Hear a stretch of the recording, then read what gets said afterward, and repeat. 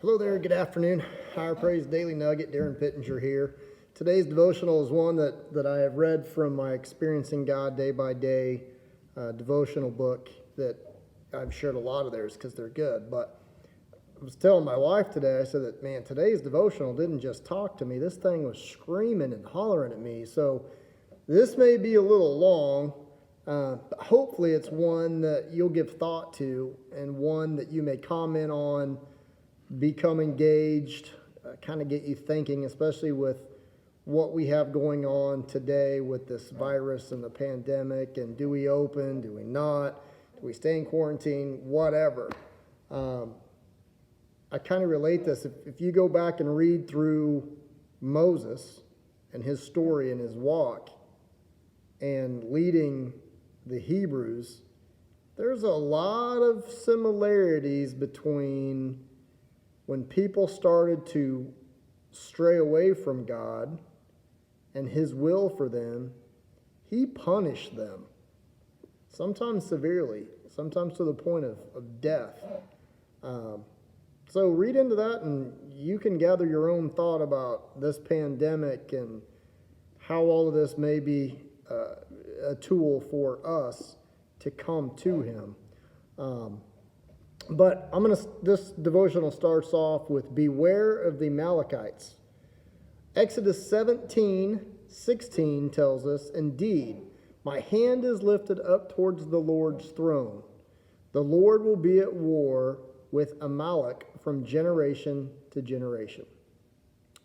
Now the Amalekites were the persistent and relentless enemies of the Israelites.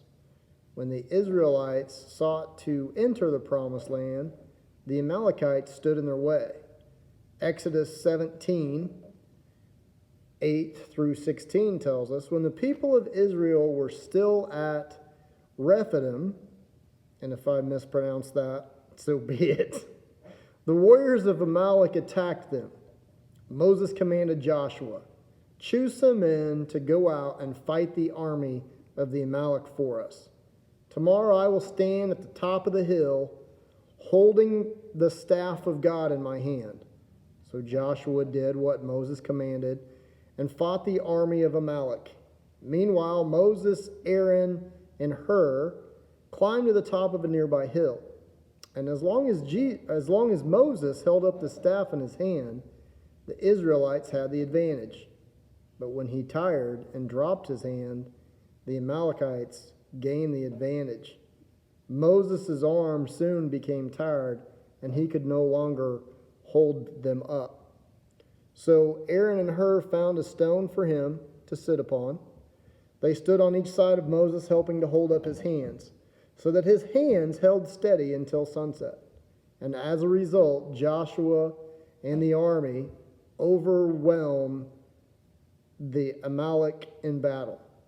After the victory, the Lord instructed Moses, write this down on a scroll as permanent reminder and read it aloud to Joshua.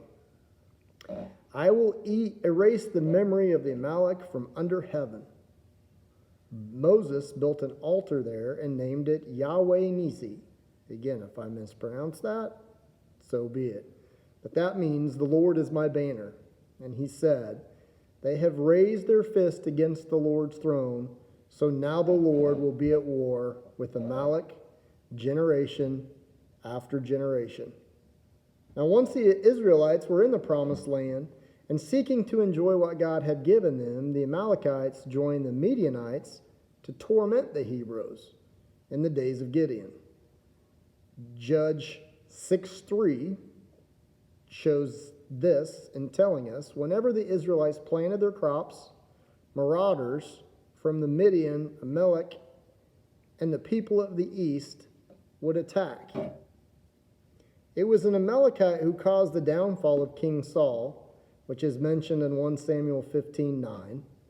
Saul and his men spared Agag, and Agag is the Amalek king at the time, spared his life, and kept the best of the sheep, the goats, the cattle, the fat calves, and the lambs, everything in fact that appealed to them. They destroyed only what was worthless and of poor quality.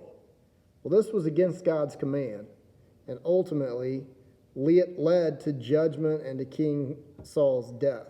And you can read more about that in 1 Samuel chapter 15, 24 through 29. The Amalekites continually sought to hinder the progress of God's people and to rob them of God's blessing. Thus, God swore his enmity, which is hostile, against them for eternity. Now, as you move forward in your pilgrimage with the Lord, or your walk with Christ, there will be Amalekites that will seek to distract and defeat you. People trying to pull you off of your walk. People trying to pull you off of your views and your spirituality. Sometimes those aren't people. Sometimes they're obstacles. Sometimes they're challenges and burdens and stressors and all of these things, because the devil does not want you to continue in that walk. He does not want you to grow in your spiritual development. He just doesn't. So God is determined to remove anything that keeps you from experiencing him to the fullest. If your commitment is to your job, and that's keeping you from obedience to him, God will declare war against it. So if you are very career focused and everything is career, money, something other than him, I'm telling you, he will pull at that to get you back into your walk with him. He will absolutely wage relentless war against it. So if your relationship is more of materialism or destructive activity or money that's keeping you from God's will, he will continue to throw you obstacles. He will continue to tear at you, to break you, to pull you to him. Many of you, I'm sure, can attest to that from a personal standpoint. I know that I can. And that's something I continue to pray for every day, to continue on that path towards spiritual growth and development and look at things from more of a divine type mindset than in the flesh. Some things I don't understand, but I trust and believe that he will guide me onto that path that he so calls for me to be on. There is nothing so precious to you that God will not be its avowed enemy if it keeps you from his will within your life. King Saul mistakenly thought he could associate with the Amalekites and still fulfill the will of the Lord. And you can kind of read about that in 1 Samuel 15, 8 through 9. You may also be hesitant to rid yourself of which causes you to compromise your obedience in God. Don't make the same mistakes as King Saul. Do not take the Amalekites or obstacles or challenges or things put in front of you seriously enough, because it will cost you dearly. When it comes to God's will versus your will, he will pull and pull and pull and pull until he wins. You know, we've had some messages regarding this. I shared into a Facebook group called Devotionals, and there's been some really great comments. I won't read through those, but if you're looking for kind of a group to kind of continue in your studies and your spiritual growth and development, I encourage you to seek out this group, find this group, become engaged with this group. If you have questions or prayer requests, please don't hesitate to put that in that group.